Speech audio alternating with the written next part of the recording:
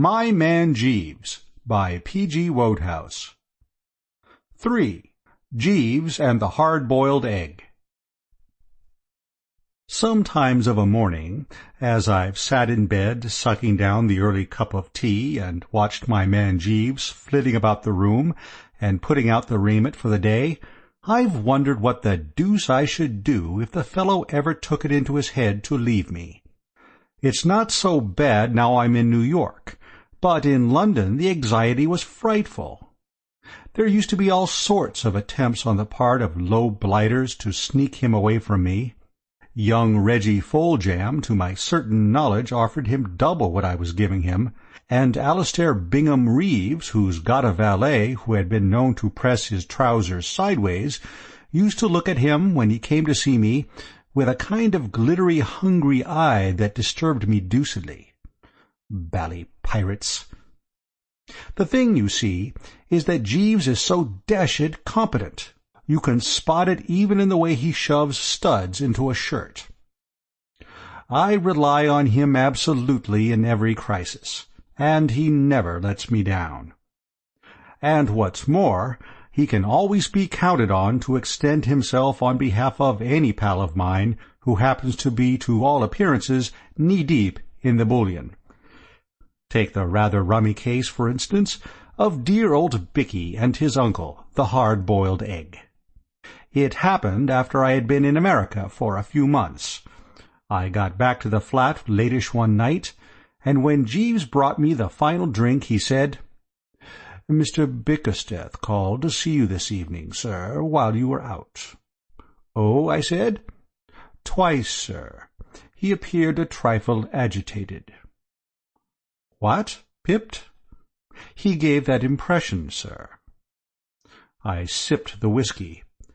I was sorry if Bicky was in trouble, but as a matter of fact, I was rather glad to have something I could discuss freely with Jeeves just then, because things had been a bit strained between us for some time, and it had been rather difficult to hit on something to talk about that wasn't apt to take a personal turn. You see, I had decided, rightly or wrongly, to grow a mustache, and this had cut Jeeves to the quick. He couldn't stick the thing at any price, and I had been living ever since in an atmosphere of bally disapproval, till I was getting jolly well fed up with it.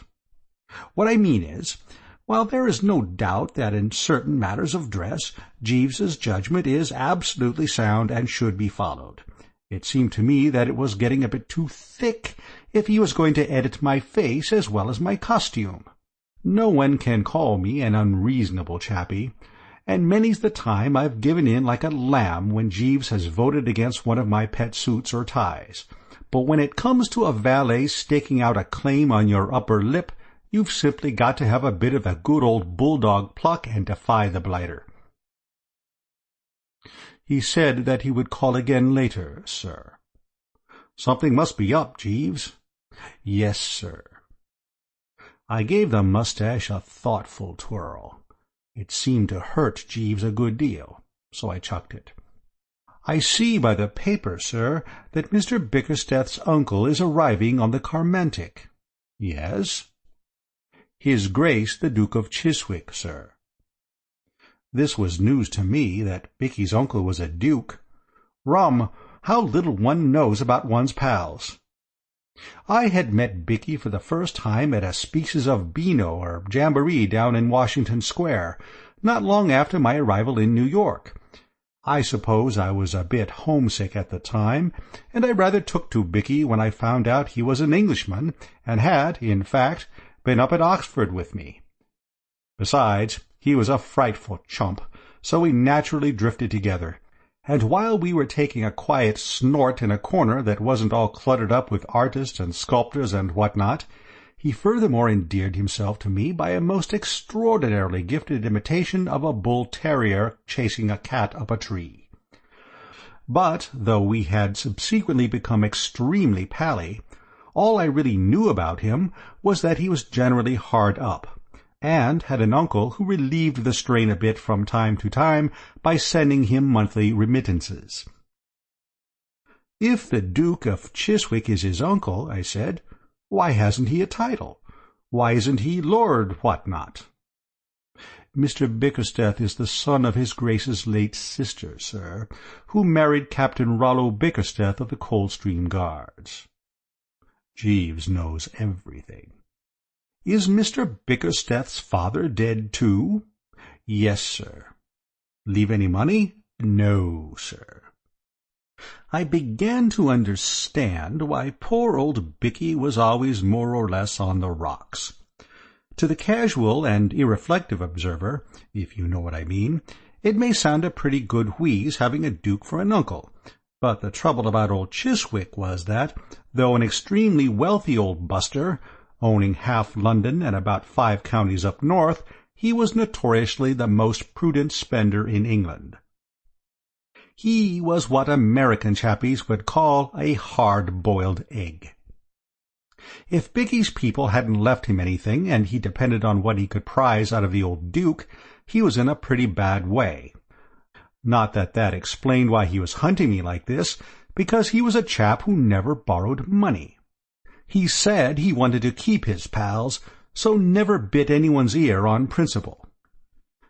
At this juncture the doorbell rang. Jeeves floated out to answer it.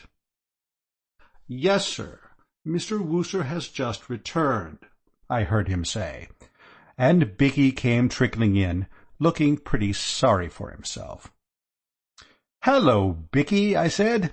"Jeeves told me you have been trying to get me. Jeeves, bring another glass, and let the revels commence. What's the trouble, Bicky?" "I'm in a hole, Bertie. I want your advice." "Say on, old lad." "My uncle's turning up tomorrow, Bertie." "So Jeeves told me." "The Duke of Chiswick, you know." "So Jeeves told me." Bicky seemed a bit surprised. Jeeves seems to know everything. "Rather rummily. That's exactly what I was thinking just now myself." "Well, I wish," said Bicky gloomily, "that he knew a way to get me out of the hole I'm in." Jeeves shimmered in with the glass, and stuck it competently on the table. "Mr. Bickersteth is in a bit of a hole, Jeeves," I said, "and wants you to rally round." "Very good, sir." Bicky looked a bit doubtful. "Well, of course you know, Bertie, this thing is by way of being a bit private and all that." "I shouldn't worry about that, old top. I bet Jeeves knows all about it already. Don't you, Jeeves?" "Yes, sir." "Eh?" said Bicky, rattled. "I am open to correction, sir, but is not your dilemma due to the fact that you are at a loss to explain to his Grace why you are in New York instead of Colorado?" Bicky rocked like a jelly in a high wind. "How the deuce do you know anything about it?" "I chanced to meet his Grace's butler before he left England. He informed me that he happened to overhear his Grace speaking to you on the matter, sir, as he passed the library door."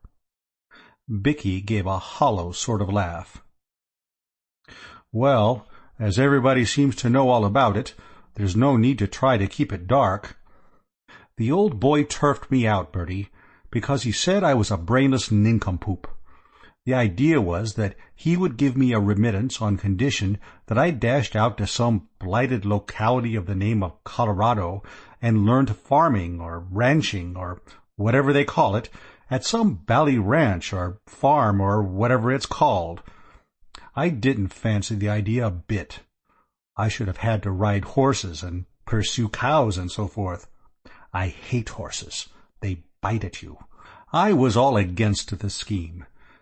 At the same time, don't you know, I had to have that remittance." "I get you absolutely, dear boy." "Well, when I got to New York, it looked like a decent sort of place to me, so I thought it would be pretty sound notion to stop here. So I cabled to my uncle telling him that I had dropped into a good business wheeze in the city and wanted to chuck the ranch idea. He wrote back that it was all right, and here I've been ever since. He thinks I'm doing well at something or other over here. I never dreamed, don't you know, that he would ever come out here. What on earth am I to do?" "Jeeves," I said, "what on earth is Mr. Bickersteth to do?" "You see," said Bicky, "I had a wireless from him to say that he was coming to stay with me. To save hotel bills, I suppose. I've always given him the impression that I was living in pretty good style. I can't have him stay at my boarding-house." "Thought of anything, Jeeves?" I said. "To what extent, sir, if the question is not a delicate one, are you prepared to assist Mr. Bickersteth?" "I'll do anything I can for you, of course, Bicky, old man." "Then, if I might make the suggestion, sir, you might lend Mr. Bickersteth—" "No, by Jove," said Bicky firmly. "I never have touched you, Bertie, and I'm not going to start now. I may be a chump, but it's my boast that I don't owe a penny to a single soul. Not counting tradesmen, of course." "I was about to suggest, sir, that you might lend Mr. Bickersteth this flat. Mr. Bickersteth could give his Grace the impression that he was the owner of it. With your permission, I could convey the notion that I was in Mr. Bickersteth's employment, and not in yours. You would be residing here temporarily as Mr. Bickersteth's guest. His Grace would occupy the second spare bedroom. I fancy that you would find this answer satisfactorily, sir." Bicky had stopped rocking himself and was staring at Jeeves in an awed sort of way. "I would advocate the dispatching of a wireless message to his Grace on board the vessel, notifying him of the change of address. Mr. Bickersteth could meet his Grace at the dock, and proceed directly here. Will that meet the situation, sir?" "Absolutely." "Thank you, sir." Bicky followed him with his eye till the door closed. "How does he do it, Bertie?" he said. "I'll tell you what I think it is. I believe it's something to do with the shape of his head. Have you ever noticed his head, Bertie, old man? It sort of sticks out at the back." I hopped out of bed early next morning, so as to be among those present when the old boy should arrive. I knew from experience that these ocean liners fetch up at the dock at a deucedly ungodly hour. It wasn't much after 9 by the time I dressed and had my morning tea, and was leaning out of the window, watching the street for Bicky and his uncle. It was one of those jolly, peaceful mornings that make a chappie wish he'd got a soul or something, and I was just brooding on life in general when I became aware of the dickens of a spate in progress down below. A taxi had driven up, and an old boy in a top hat had got out and was kicking up a frightful row about the fare. As far as I could make out, he was trying to get the cab chappie to switch from New York to London prices, and the cab chappie had apparently never heard of London before, and didn't seem to think a lot of it now. The old boy said that in London the trip would have set him back 8d, and the cabby said he should worry. I called to Jeeves. "The old Duke has arrived, Jeeves." "Yes, sir." "That'll be him at the door now." Jeeves made a long arm and opened the front door, and the old boy crawled in, looking licked to a splinter. "How do you do, sir?" I said, bustling up and being the ray of sunshine. "Your nephew went down to the dock to meet you, but you must have missed him. My name's Wooster, don't you know. Great pal of Bicky's and all that sort of thing. I'm staying with him, you know. Would you like a cup of tea? Jeeves, bring a cup of tea." Old Chiswick had sunk into an armchair and was looking about the room. "Does this luxury flat belong to my nephew Francis?" "Absolutely." "It must be terribly expensive." "Pretty well, of course. Everything costs a lot over here, you know." He moaned. Jeeves filtered in with the tea. Old Chiswick took a stab at it to restore his tissues, and nodded. "A terrible country, Mr. Wooster. A terrible country. Nearly 8 shillings for a short cab drive. Iniquitous." He took another look around the room. It seemed to fascinate him. "Have you any idea how much my nephew pays for this flat, Mr. Wooster?" "About $200 a month, I believe." "What? £40 a month?" I began to see that, unless I made the thing a bit more plausible, The scheme might turn out a frost. I could guess what the old boy was thinking. He was trying to square all this prosperity with what he knew of poor old Bicky. And one had to admit that it took a lot of squaring, for dear old Bicky, though a stout fellow and absolutely unrivaled as an imitator of bull-terriers and cats, was in many ways one of the most pronounced fatheads that ever pulled on a suit of gents' underwear. "I suppose it seems rummy to you," I said, "but the fact is, New York often bucks chappies up and makes them show a flash of speed that you wouldn't have imagined them capable of. It sort of develops them. Something in the air, don't you know? I imagine that Bicky in the past, when you knew him, may have been something of a chump. But it's quite different now.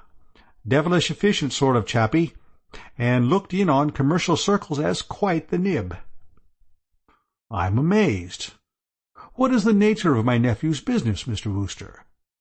"Oh, just business, don't you know? The same sort of thing Carnegie and Rockefeller and all those coves do, you know." I slid for the door. "Awfully sorry to leave you, but I've got to meet some of the lads elsewhere." Coming out of the lift, I met Bicky bustling in from the street. "Hello, Bertie. I missed him. Has he turned up?" "He's upstairs now, having some tea." "What does he think of it all?" "He's absolutely rattled." "Ripping. I'll be toddling up then. Toodaloo, Bertie, old man. See you later." "Pip-pip, Bicky, dear boy." He trotted off, full of merriment and good cheer, and I went off to the club to sit in the window and watch the traffic coming up one way and going down the other. It was latish in the evening when I looked in at the flat to dress for dinner. "Where's everybody, Jeeves?" I said, finding no little feet pattering about the place. "Gone out?" "His Grace desired to see some of the sights of the city, sir. Mr. Bickersteth is acting as his escort. I fancy their immediate objective was Grant's tomb." "I suppose Mr. Bickersteth is a bit braced up the way things are going, what?" "Sir?" "I say, I take it that Mr. Bickersteth is tolerably full of beans." "Not altogether, sir." "What's his trouble now?" "The scheme which I took the liberty of suggesting to Mr. Bickersteth and yourself has, unfortunately, not answered entirely satisfactorily, sir."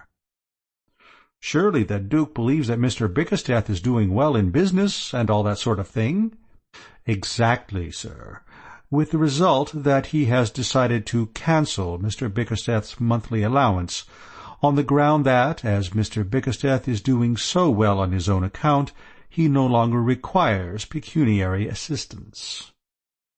"Great Scott, Jeeves, this is awful." "Somewhat disturbing, sir." "I never expected anything like this."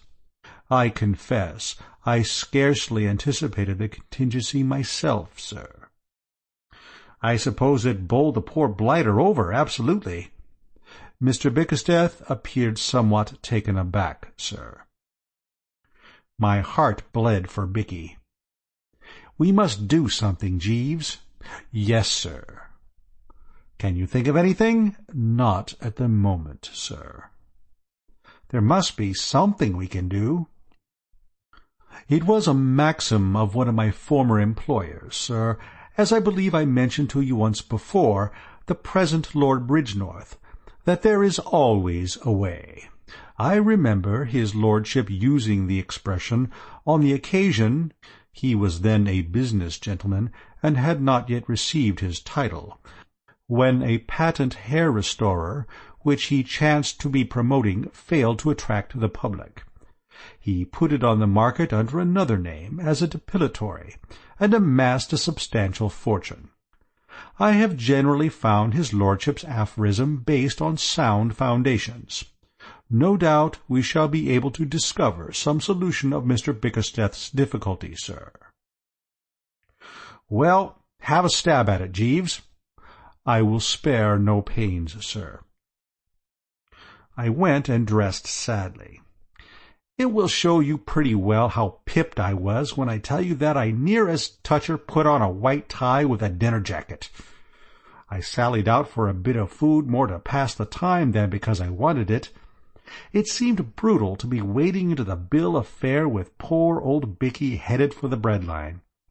When I got back, old Chiswick had gone to bed, but Bicky was there, hunched up in an armchair, brooding pretty intensely, with a cigarette hanging out of the corner of his mouth and a more or less glassy stare in his eyes. He had the aspect of one who had been soaked with what the newspaper chappies called some blunt instrument. "This is a bit thick, old thing, what?" I said. He picked up his glass and drained it feverishly, overlooking the fact that it hadn't anything in it. "I'm done, Bertie," he said. He had another go at the glass. It didn't seem to do him any good. "If only this had happened a week later, Bertie. My next month's money was due to roll in on Saturday. I could have worked a wheeze I've been reading about in the magazine advertisements. It seems that you can make a dashed amount of money if you can only collect a few dollars and start a chicken farm." "Jolly sound scheme, Bertie. Say you buy a hen. Call it one hen for the sake of argument. It lays an egg every day of the week. You sell the eggs, 7 for 25 cents.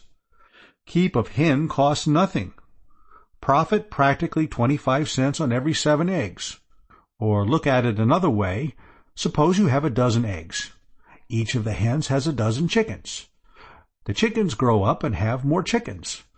Why, in no time you'd have the place covered knee-deep in hens, all laying eggs, at 25 cents for every 7. You'd make a fortune. Jolly life, too, keeping hens." He began to get quite worked up at the thought of it, but he slopped back in his chair at this juncture with a good deal of gloom. "But, of course, it's no good," he said, "because I haven't got the cash." "You've only got to say the word, you know, Bicky, old top." "Thanks awfully, Bertie, but I'm not going to sponge on you." That's always the way of this world. The chappies you like to lend money to won't let you, whereas the chappies you don't want to lend it to will do everything except actually stand on your head and lift the specie out of your pockets. As a lad who's always rolled tolerably free in the right stuff, I've had lots of experience of the second class. Many's the time, back in London, I've hurried along Piccadilly and felt the hot breath of the toucher on the back of my neck and heard his sharp, excited yapping as he closed in on me. I've simply spent my life scattering largesse to blighters I didn't care a hang for. Yet here I was now, dripping doubloons and pieces of 8, and longing to hand them over, and Bicky, poor fish, absolutely on his uppers, not taking any at any price. "Well, there's only one hope, then." "What's that?" "Jeeves." "Sir?"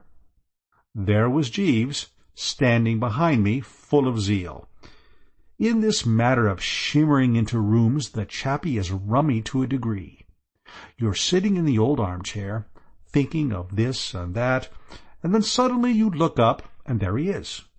He moves from point to point with as little uproar as a jellyfish. The thing startled poor old Bicky considerably. He rose from his seat like a rocketing pheasant. I'm used to Jeeves now, but often in the days when he first came in to me I've bitten my tongue freely on finding him unexpectedly in my midst. "Did you call, sir?" "Oh, there you are, Jeeves." "Precisely, sir." "Jeeves, Mr. Bickersteth is still up the pole. Any ideas?" "Why, yes, sir. Since we had our recent conversation, I fancy I have found what may prove a solution. I do not wish to appear to be taking a liberty, sir, but I think that we have overlooked his Grace's potentialities as a source of revenue." Bicky laughed, what I have sometimes seen described as a hollow, mocking laugh, a sort of bitter cackle from the back of the throat, rather like a gargle. "I do not allude, sir," explained Jeeves, "to the possibility of inducing his Grace to part with money. I am taking the liberty of regarding his Grace in the light of an at present, if I may say so, useless property, which is capable of being developed." Vicky looked at me in a helpless kind of way. I'm bound to say I didn't get it myself. "Couldn't you make it a bit easier, Jeeves? In a nutshell, sir, what I mean is this. His Grace is, in a sense, a prominent personage. The inhabitants of this country, as no doubt you are aware, sir, are peculiarly addicted to shaking hands with prominent personages. It occurred to me that Mr. Bickersteth or yourself might know of persons who would be willing to pay a small fee, let us say $2 or $3, for the privilege of an introduction, including handshake, to his Grace." Bicky didn't seem to think much of it. "Do you mean to say that anyone would be mug enough to part with solid cash just to shake hands with my uncle? I have an aunt, sir, who paid 5 shillings to a young fellow for bringing a moving picture actor to tea at her house one Sunday. It gave her social standing among the neighbours." Bicky wavered. "If you think it could be done, I feel convinced of it, sir." "What do you think, Bertie?" "I'm for it, old boy, absolutely. A very brainy wheeze." "Thank you, sir. Will there be anything further? Good night, sir." And he floated out, leaving us to discuss the details. Until we started this business of floating old Chiswick as a money-making proposition, I had never realized what a perfectly foul time those stock exchange chappies must have when the public isn't biting freely. Nowadays I read that bit they put in the financial reports about the market opened quietly with a sympathetic eye, for, by Jove, it certainly opened quietly for us. You'd hardly believe how difficult it was to interest the public and make them take a flutter on the old boy. By the end of the week, the only name we had on our list was a delicatessen store keeper down in Bicky's part of the town, and as he wanted us to take it out in sliced ham instead of cash, that didn't help much. There was a gleam of light when the brother of Bicky's pawnbroker offered $10, money down, for an introduction to old Chiswick, but the deal fell through, owing to its turning out that the chap was an anarchist, and intended to kick the old boy instead of shaking hands with him. At that, it took me the deuce of a time to persuade Bicky not to grab the cash and let things take their course. He seemed to regard the pawnbroker's brother rather as a sportsman and benefactor of his species than otherwise. The whole thing, I'm inclined to think, would have been off if it hadn't been for Jeeves. There is no doubt that Jeeves is in a class of his own. In the matter of brain and resource, I don't think I have ever met a chappie so supremely like Mother Maid. He trickled into my room one morning with a good old cup of tea, and intimated that there was something doing. "Might I speak to you with regard to the matter of his Grace, sir?" "It's all off. We've decided to chuck it." "Sir?" "It won't work. We can't get anybody to come." "I fancy I can arrange that aspect of the matter, sir." "Do you mean to say you've managed to get anybody?" "Yes, sir. 87 gentlemen from Birdsburg, sir." I sat up in bed and spilt the tea. "Birdsburg?" "Birdsburg, Missouri, sir." "How did you get them?" "I happened last night, sir, as you had intimated that you would be absent from home, to attend a theatrical performance, and entered into conversation between the acts with the occupant of the adjoining seat. I had observed that he was wearing a somewhat ornate decoration in his buttonhole, sir, a large blue button with the words "Boost for Birdsburg" on it in red letters, scarcely a judicious addition to a gentleman's evening costume. To my surprise, I noticed that the auditorium was full of persons similarly decorated. I ventured to inquire the explanation, and was informed that these gentlemen, forming a party of 87, are a convention from a town of the name of Birdsburg. I ventured to inquire the explanation, and was informed that these gentlemen, forming a party of 87, are a convention from a town of the name of Birdsburg in the state of Missouri. Their visit, I gathered, was purely of a social and pleasurable nature, and my informant spoke at some length of the entertainments arranged for their stay in the city. It was when he related with a considerable amount of satisfaction and pride that a deputation of their number had been introduced to and had shaken hands with a well-known prize-fighter, that it occurred to me to broach the subject of his grace. To make a long story short, sir, I have arranged, subject to your approval, that the entire convention shall be presented to his grace tomorrow afternoon. I was amazed. This chappie was a Napoleon. 87, Jeeves. At how much a head? I was obliged to agree to a reduction for quantity, sir. The terms finally arrived at were $150 for the party. I thought a bit. Payable in advance? No, sir. I endeavored to obtain payment in advance, but was not successful. Well, anyway, when we get it, I'll make it up to 500. Bicky'll never know. Do you suspect Mr. Bickersteth would suspect anything, Jeeves, if I made it up to 500? I fancy not, sir. Mr. Bickersteth is an agreeable gentleman, but not bright. All right, then. After breakfast, run down to the bank and get me some money. Yes, sir. You know, you're a bit of a marvel, Jeeves. Thank you, sir. Righto. Very good, sir. When I took dear old Bicky aside in the course of the morning and told him what had happened, he nearly broke down. He tottered into the sitting-room and buttonholed old Chiswick, who was reading the comic section of the morning paper with a kind of grim resolution. "Uncle," he said, "are you doing anything special tomorrow afternoon? I mean to say, I've asked a few of my pals in to meet you, don't you know?" The old boy cocked a speculative eye at him. "There will be no reporters among them." "Reporters? Rather not. Why?" "I refuse to be badgered by reporters.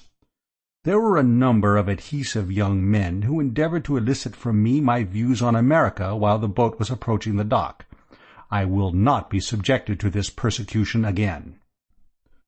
"That'll be absolutely all right, Uncle. There won't be a newspaper man in the place. In that case, I shall be glad to make the acquaintance of your friends." "You'll shake hands with them and so forth?" "I shall naturally order my behavior according to the accepted rules of civilized intercourse." Bicky thanked him heartily and came off to lunch with me at the club, where he babbled freely of hens, incubators, and other rotten things. After mature consideration, we had decided to unleash the Birdsburg contingent on the old boy 10 at a time. Jeeves brought his theatre pal round to see us, and we arranged the whole thing with him. A very decent chappie, but rather inclined to colour the conversation and turn it in the direction of his hometown's new water supply system. We settled that, as an hour was about all he would be likely to stand, each gang should consider itself entitled to 7 minutes of the Duke's society by Jeeves' stopwatch, and that when their time was up, Jeeves would slide into the room and cough meaningly. Then we parted with what I believe are called mutual expressions of goodwill, the Birdsburg chappie extending a cordial invitation to us all to pop out some day and take a look at the new water supply system, for which we thanked him. Next day the deputation rolled in. The first shift consisted of the cove we had met and 9 others almost exactly like him in every respect.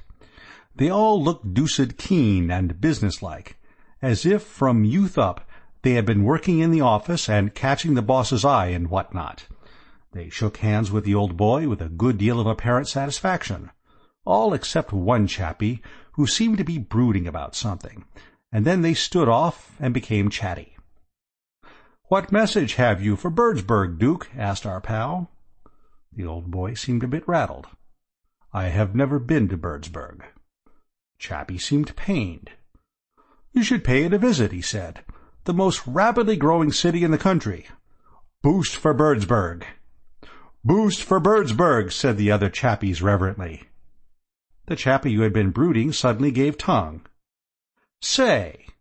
He was a stout sort of well-fed cove with one of those determined chins and a cold eye. The assemblage looked at him. "As a matter of business," said the chappie, "mind you, I'm not questioning anybody's good faith, but as a matter of strict business, I think this gentleman here ought to put himself on record before witnesses as stating that he really is a duke."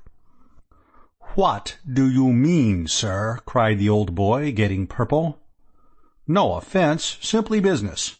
I'm not saying anything, mind you, but there's one thing that seems kind of funny to me.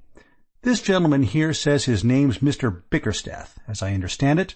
Well, if you're the Duke of Chiswick, why isn't he Lord Percy something? I've read English novels, and I know all about it." "This is monstrous." "Now, don't get hot under the collar. I'm only asking. I have a right to know. You're going to take our money, so it's only fair that we should see that we get our money's worth." The water-supply cove chipped in. "You're quite right, Sims. I overlooked that when making the agreement. You see, gentlemen, as businessmen, we've a right to reasonable guarantees of good faith. We're paying Mr. Bickersteth here $150 for this reception, and we naturally want to know." Old Chiswick gave Bicky a searching look. Then he turned to the water-supply chappie. He was frightfully calm. "I can assure you that I know nothing of this," he said, quite politely. "I should be grateful if you would explain." "Well, we arranged with Mr. Bickersteth that 87 citizens of Birdsburg should have the privilege of meeting and shaking hands with you for a financial consideration mutually arranged, and what my friend Sims here means, and I'm with him, is that we have only Mr. Bickersteth's word for it, and he is a stranger to us, that you are the Duke of Chiswick at all." Old Chiswick gulped. "Allow me to assure you, sir," he said in a rummy kind of voice, "that I am the Duke of Chiswick." "Then that's all right," said the chappie heartily. "That was all we wanted to know. Let the thing go on." "I am sorry to say," said old Chiswick, "that it cannot go on. I am feeling a little tired. I fear I must ask to be excused." "But there are 87 of the boys waiting around the corner at this moment, Duke, to be introduced to you." "I fear I must disappoint them." "But in that case the deal would have to be off." "That is a matter for you and my nephew to discuss." The chappie seemed troubled. "You really won't meet the rest of them?" "No." "Well then, I guess we'll be going." They went out, and there was a pretty solid silence. Then old Chiswick turned to Bicky. "Well?" Bicky didn't seem to have anything to say. "Was it true what that man said?" "Yes, uncle." "What do you mean by playing this trick?"